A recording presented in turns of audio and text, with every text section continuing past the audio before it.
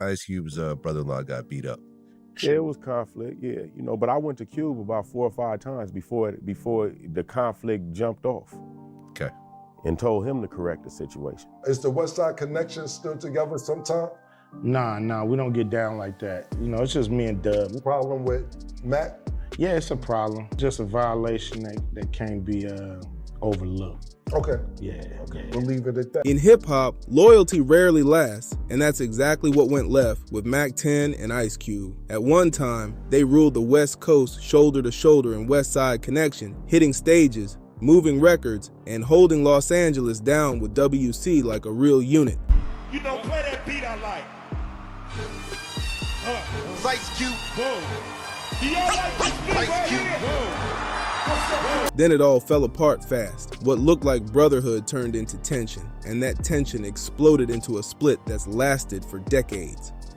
Before Mack 10 ever linked with Cube, he was grinding heavy in LA's underground scene, building his name brick by brick. Music wasn't playtime for him, it was a mission. He grew up studying legends like NWA, watching how they pushed gangster rap to the front and told raw street stories without fear. That world felt real to him, so it lit a fire inside. He sharpened his own sound, searching for a voice that matched his life, and soon connected with a local crew called First Amendment. That became his first serious launchpad. In those sessions, he learned studio discipline, tightened his bars, and built real confidence on the mic. Being in that group gave him a clear picture of what a true rap career could look like, and he was all in from day one.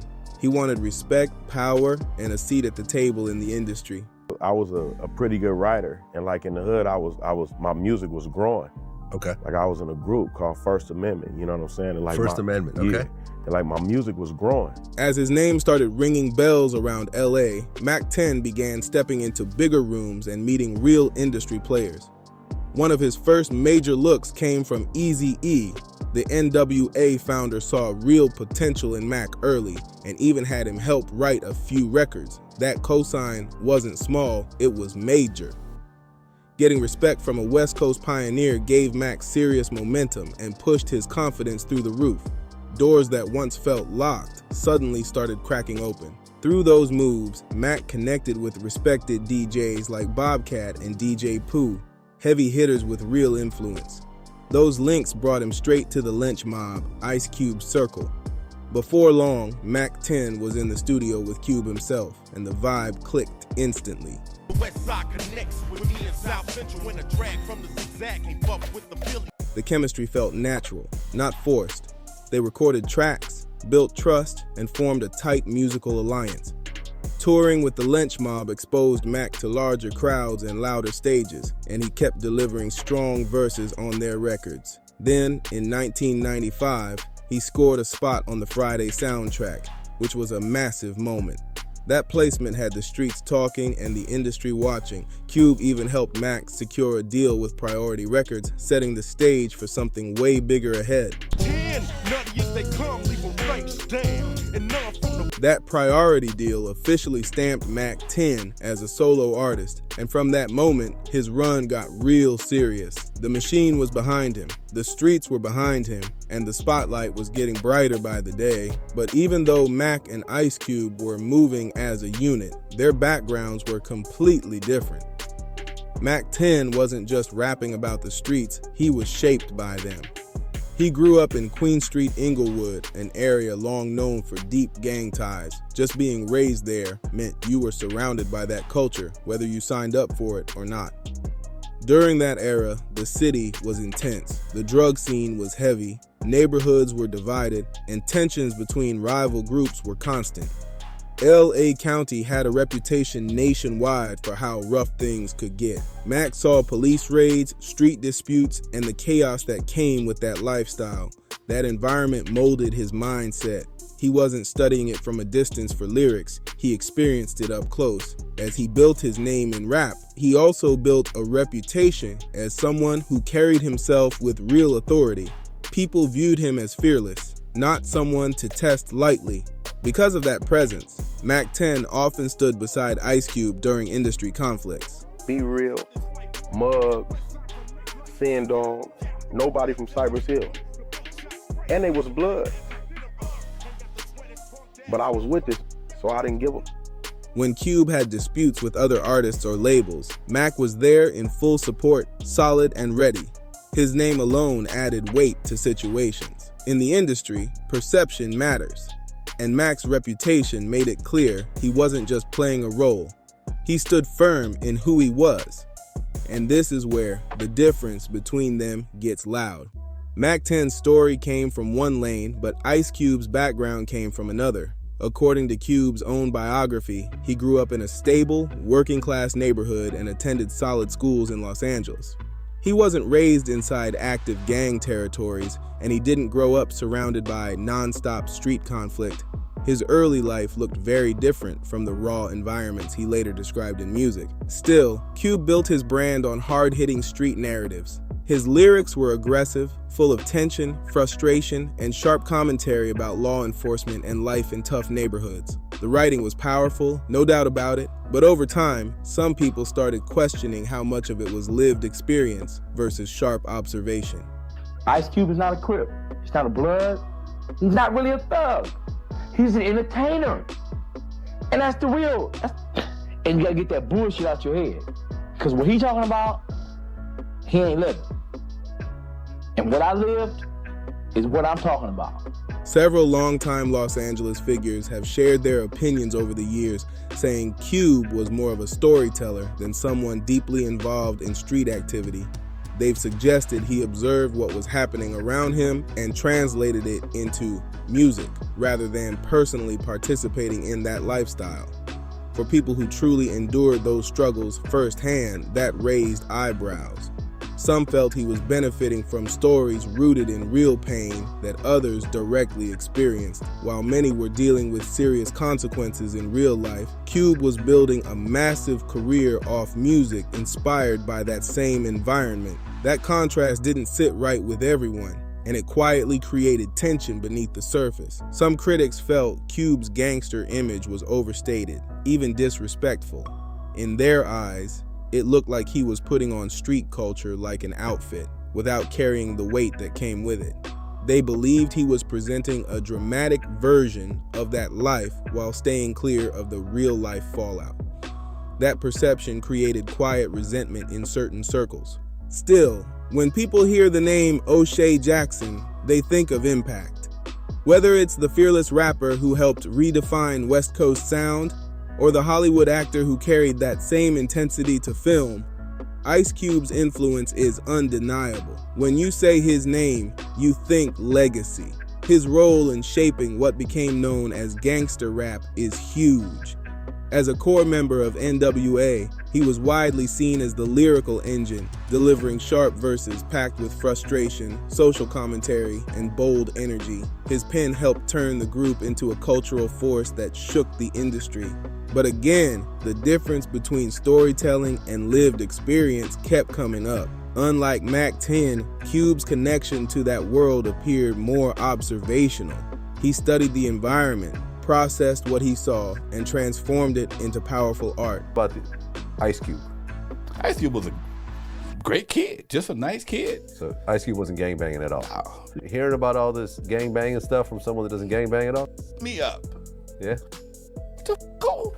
Who? Alonzo Williams, founder of the world-class Wreckin' Crew and one of the earliest figures to give Cube a real opportunity, has often described him as a respectful and focused young talent. That description adds another layer to the story, showing just how complex this whole narrative really is. Smart, articulate, and focused. That's how Alonzo Williams described Cube. Ambitious and driven, yes, but not deeply involved in the street conflicts his later lyrics painted so vividly. According to Alonzo, Cube wasn't heavily tied into gang activity or neighborhood warfare. He was watching, learning, absorbing the energy around him, and then flipping it into powerful records. There's nothing wrong with turning your environment into art, but when you stand him next to someone like Mack 10, the difference is clear. Mack's reality came from a different place entirely. By the time Mack and Cube officially locked in, their chemistry turned into something major. Alongside WC, they formed Westside Connection and started making serious noise. On the outside, everything looked tight, Albums were dropping, tours were packed, and they were proudly representing the West Coast during a tense time in hip-hop history.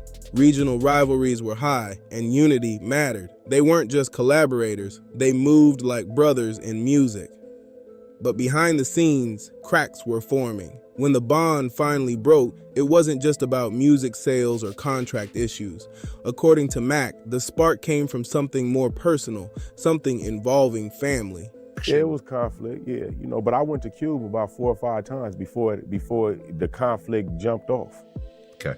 And told him to correct the situation. If you go to somebody 5 times before it escalates, then you was trying to be diplomatic about the situation. In a now deleted 2010 interview with All Hip Hop, and later in a 2020 sit-down with DJ Vlad, Mack laid out his version of events.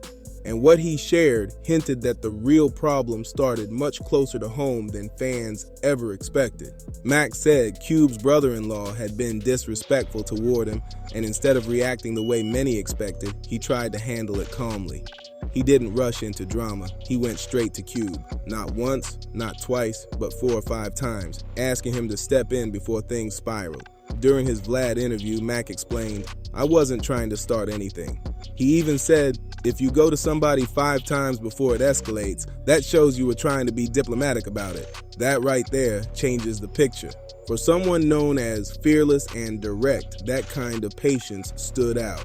Mack had a reputation for standing firm and not backing down, but because this situation involved Cube's family, he showed restraint. He gave chances, real chances, and in his view, that should have counted for something. If it had been anyone else, the story might have played out very differently. Still, despite those efforts, the tension reached a breaking point. According to Mack's account, Cube's brother-in-law was eventually involved in a physical altercation, and that moment shifted everything. After that, the bond between Mack and Cube cracked for good. The unity that built Westside Connection started fading fast. Over the years, Mack has maintained that the fallout didn't justify ending their entire movement. In a Q&A with All Hip Hop, he suggested the issue could have been resolved without dismantling what they built. But once pride and family got involved, there was no easy rewind button, and that's when the partnership truly fell apart. Mack later reflected on the fallout and made it clear that, from his point of view, nothing unforgivable ever happened.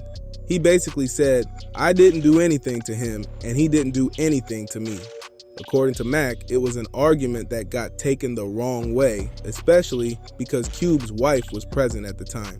It's just a violation that can't be overlooked. He even explained that if she hadn't been there, they probably would have moved past it and kept making records. In his eyes, it was a misunderstanding that snowballed into something way bigger than it needed to be. Even with that perspective, Mack hasn't hidden the regret he feels. In a 2011 interview with Vibe, he admitted he wasn't sure if he and Cube would ever speak again. He's echoed that in later interviews too, while also saying he doesn't carry hate or bitterness. He sounds disappointed more than anything. There have also been rumors floating around that Mack may have been frustrated about Cube declining to do a second tour for Westside Connection's final studio album, Terrorist Threats. Neither of them has confirmed that publicly, but it's one of several theories fans bring up when discussing what added tension behind the scenes. Meanwhile, Cube has mostly stayed reserved. In interviews, he tends to keep details limited, usually referring to a violation he felt couldn't be overlooked. That silence only adds more mystery to what really went down behind closed doors. That word, violation, carries real weight. In street culture, it means a line got crossed, and it can change how you see somebody for good. Cube hinted at that when he popped up on It Is What It Is, hosted by Cameron, and the vibe felt tense even without details. When Cam asked why he only performs with WC and not Mack 10, Cube didn't dodge it, he kept it short. "Nah, we don't get down like that. No speech, just cold." Then he added, "It's just me and Dub," and left it right there. He never explained what happened, but his tone made it clear he was done with it. Mack 10 has also been clear about where he stands. In a 2023 interview with Bootleg Kev, Mack said he doesn't carry hate toward Cube, but he's not chasing a reunion either. He says he tried to handle it the right way, and he's made peace with how it ended. From Cube's side, it sounds like a boundary was crossed that couldn't be repaired, and that difference in perspective is why they've stayed apart for decades. Play him the song and he likes it. He goes, yeah, that's perfect, you know. Me and Muggs ask him, hey man, we got a couple of tracks from the album, you want to hear it? We played him a song called Throw Your Set in the Air. And he was like, oh, that's banging. Can I get that for the movie instead? They're like, man, we'd love to give it to you, but this is gonna be the single on our album. For Westside Connection fans, that distance is hard to watch because they used to ride as a unit. One of the biggest loyalty moments people bring up is Cube's issues with Cypress Hill, where Mack stood solid by his side. And it's crazy that some of the tension traces back to the Friday soundtrack era, the same project Ice Cube curated. One of the biggest tracks tied to that era was Roll It Up, Light It Up, Smoke It Up, a Cypress Hill record featured on the Friday soundtrack. The group had agreed to let that song appear, no problem. But according to Be Real, that's where things quietly shifted. The real tension started during a studio session when Ice Cube got to hear previews from Cypress Hill's upcoming album, Temples of Boom. The Get High song, yeah, we gave that up already. Why? No. The Throw Your Set in the Air thing. I said, no, we didn't give him that. Well, that finally I hear it, and sure enough, there it is, the same. It's like some of the words are changed around, but for the most part, the chorus is the same. Among those tracks was their lead single, Throw Your Set in the Air. Cube reportedly loved the record and wanted it for the Friday soundtrack instead. But Cypress Hill declined, explaining that it was a key single for their own project. They even played it for him again, but stayed firm that the track wasn't available. Respectfully, they said no. Fast forward to when the Friday soundtrack dropped, just ahead of Temples of Boom. A friend of Be Real called him in confusion and asked, "Did you let Ice Cube use one of your album tracks for Friday?" Be Real was caught off guard. He clarified that the only song cleared was Roll It Up, Light It Up, Smoke It Up. But the friend insisted that another track on the soundtrack sounded extremely close to Throw Your Set in the Air. And I heard a couple lines that were the same things I used on the Temple of Boom record. And I thought to myself, wait a minute, that's my line. In my opinion, I felt like he saw my reaction, and I walked out of the room for a second to make a phone call. When I came back, the line. At first, Be Real didn't believe it, but once he listened carefully, he felt something was off. The hook sounded strikingly similar, with only slight lyrical changes. That's when suspicion turned into frustration. What seemed like a simple soundtrack collaboration suddenly felt like something deeper, and that's when this whole situation took a sharp turn. Feeling betrayed, Be Real didn't stay quiet. He vented in the studio, and that energy quickly made its way back to Ice Cube through Mack 10. Cube reached out to Be Real directly, trying to smooth things over. He claimed it was all a misunderstanding, and for a moment, it seemed like the situation cooled off. But then things got strange. Later on, Cube invited Be Real to the studio to lay down a guest vocal for Cozion, a group signed to Lynch Mob Records. Never met Be Real, Muggs, Sin Dog, nobody from Cypress Hill. And they was blood. But I was with this nigga, so I didn't give a. While recording, Be Real heard lines from another track that sounded almost identical to lyrics from Temples of Boom. That caught his attention immediately. According to Be Real, Cube noticed his reaction. When Be Real stepped out briefly and returned, those lines had been removed. To him, that felt like confirmation. Something wasn't right. That was the final straw for Cypress Hill. Be Real went back to his crew and broke down what happened. The group decided they couldn't let it slide. They responded with No Rest for the Wicked, a direct diss aimed at Ice Cube. It was sharp, unapologetic, and made their position clear. Cube, known for his sharp pen and competitive nature, didn't ignore it. Instead of backing down, he fired back. This time, Mack 10 stood beside him. Together they dropped King of the Hill, going straight at Cypress Hill. What started as a soundtrack disagreement had now turned into a full-blown rap war, with both sides locked in and ready to defend their names. Mack 10 was still early in his career when all this went down, but he didn't hesitate for a second to stand beside Cube. He had never even met anyone from Cypress Hill personally, but that didn't matter. Loyalty meant everything to Mack, and Ice Cube was his guy. Even though some members of Cypress Hill shared similar neighborhood ties, Mack chose his alliance without blinking.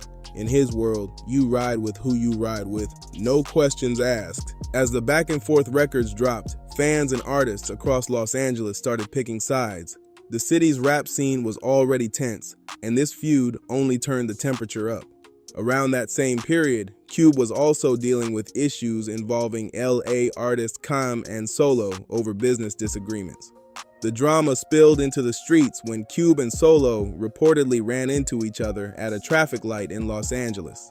Asked me, so what's it gonna take for you and Cube to squash this? I said, just like you, all he's gotta do is call me. And I explained to him where I was coming from. I don't got nothing to do with it, but that's my homeboy, and I'm riding with him. And he said, you know what, homie? I can respect that. I can't even be mad at you. According to Solo's account, the confrontation became physical. He later claimed he got the upper hand, and during the scuffle, Cube's chain ended up in his possession. Instead of keeping it quiet, Solo took that chain to a Cypress Hill show at the House of Blues and held it up in front of the crowd. The audience reacted instantly, and a photo of that moment circulated widely, adding more fuel to an already heated situation. With Cube, Mack 10, and Cypress Hill all involved, many people feared the conflict could move beyond music. Thankfully, despite the intense energy and bold moves, things did not escalate further. In the end, it stayed within the realm of diss tracks and reputation, not something worse. As everything slowly cooled off, Mack 10 ended up playing a role nobody expected. According to Mack, someone passed him B Real's number and said B Real wanted to talk. Mack didn't duck it. He picked up the phone. The conversation was real and straight to the point. Mack told him flat out that his loyalty to Ice Cube meant he had to stand beside him during the feud, no matter who was on the other side. That's just how he moves. To B Real's credit, he respected that. He reportedly said he understood and wasn't holding anything against Mack for riding with his camp. That one phone call shifted the energy. Mack then convinced Cube to get on the phone with B Real too. Once they finally spoke directly, the tension eased up and the back and forth stopped. The beef was officially squashed, closing the chapter on one of the West Coast's most intense rivalries. If you rock with breakdowns like this, make sure you subscribe to Dripzine, hit that like button, drop your thoughts in the comments, and share this video. Don't forget to click the hype button to help the channel grow. Appreciate you for watching.